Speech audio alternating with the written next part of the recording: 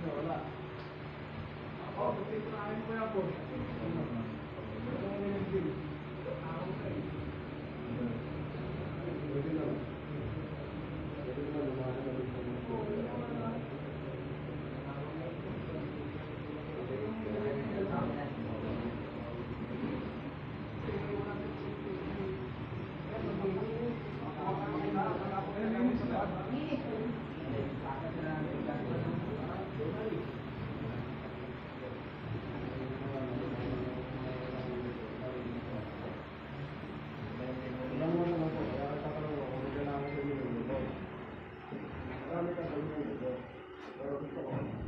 Para makausap yung mga estudyante, yung mga nagbono.